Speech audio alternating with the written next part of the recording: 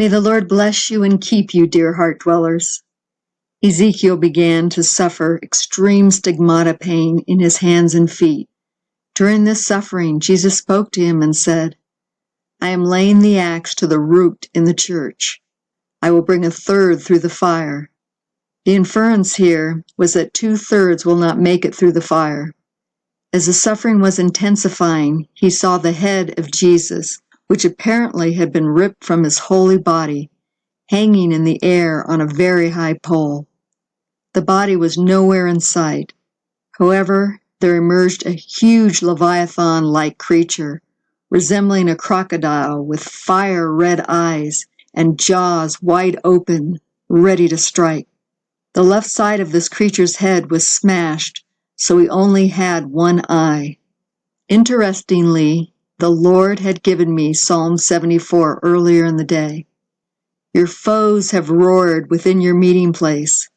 They have unfurled their banners as signs, like men wielding axes in a thicket of trees and smashing all the carvings with hatchets and picks. They have burned your sanctuary to the ground.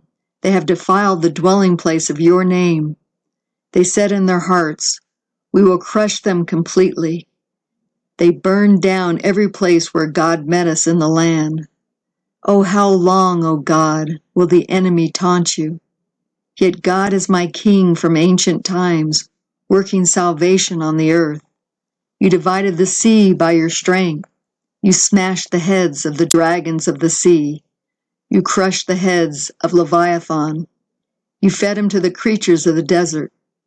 Remember how the enemy has mocked you. O Lord, how foolish a people have spurned your name. Do not deliver the soul of your dove to beasts. Do not forget the lives of your afflicted forever. Rise up, O God, defend your cause. Today the Lord is talking about a bride of scorn and contempt. He had a vision of a religious sister, a chosen soul. She had a black veil over her face. Her eyes were sunken in, and she was barely skin and bone. The Lord began, This is my worldly bride. She responds to my plea for prayer with scorn, contempt, and frustration. She is busy about her own business. When I call to her in the midst of her preoccupations, she rolls her eyes and says to herself, What does he want now? I'm busy. My brides, I made you to stand by my side and comfort me. I called you to be intercessors who care about nothing more than prayer when it is needed.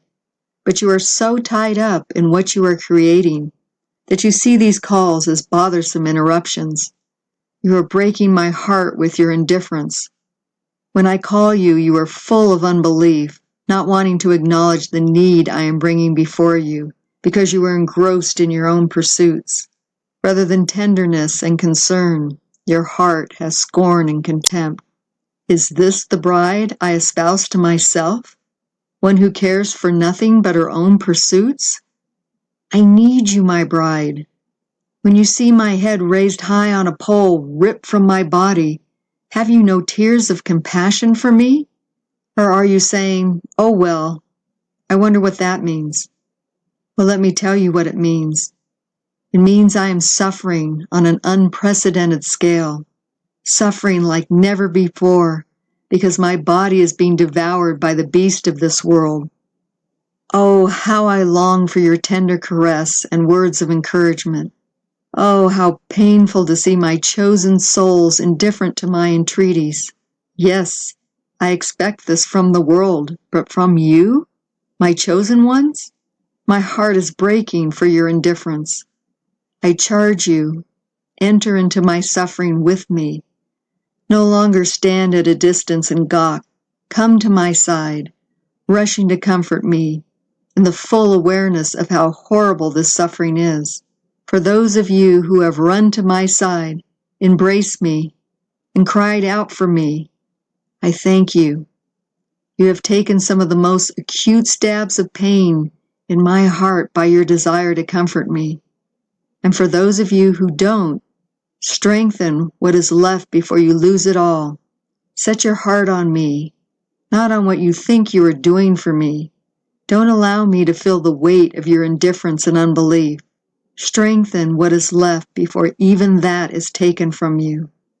You have found your sense of worth in what you are doing in this world, even what you are doing for me. Rather, I want you to find your sense of worth only in caring for me, tending my wounds and strengthening my leg as I watch my disheveled bride being stripped of her faith. Yes, there are those who are stripping away the faith we have worked so hard to build in your hearts. They are replacing it with scorn and contempt for being interrupted. Yes, I see the outer form, but the inner light and fortitude for the real cause is lacking. Strengthen what remains before even that is stripped from you. I need you, my bride. For pity's sake, respond in faith, love, and devotion. Burden me no longer with your weariness in responding to the call for prayer. There is nothing worse than a disinterested, unfaithful, scornful bride. Mother Claire read this message you just heard before the Rosary, and during the Rosary, Blessed Mother Mary answered her with this message. Mother Mary began, He loves and cares for you in even the littlest of necessities, and He is calling you to have that kind of fidelity for Him. There is nothing He will deny the faithful soul if it is good for them. All He asks in return is your solicitous care over Himself. Accompany Him, my beloved ones. Oh, how He loves your comfort. It's really the little things, the little expressions of love and caring that He longs for. You see how He provides for everyone and everything on this earth. He just asks for your recognition of that and comfort when He is suffering. Is this too much to ask? Of course not. I know your hearts. You all care deeply. Part of what you are missing is how much He needs your comfort. People go through an entire lifetime not thanking Him for anything, but as chosen souls, they know, they understand, so He looks to you for His comfort and your companionship. It is not His heart to shame you or make you sad, but to convey to you exactly how much He does need you. It takes so little to please Him, so little. A glance, a kiss, a hug, a sigh of deep concern. All of this matters very, very much. Part of the problem is that you do not realize how vulnerable He truly is. It is a process, not something that can be rushed. One day at a time. A tender heart. This is what He longs for. You remember in The Chosen when they were sitting around the campfire arguing over foolishness, and He came into their midst, exhausted and totally spent. I rushed to His side to comfort him. That is, so the little gestures mean a great deal. I know that you love Him, dear ones. He knows it too. We are just trying to get your priorities straight, so that you can both enjoy one another, the kind of care He needs, and often, because the world is doing so much to sicken His heart.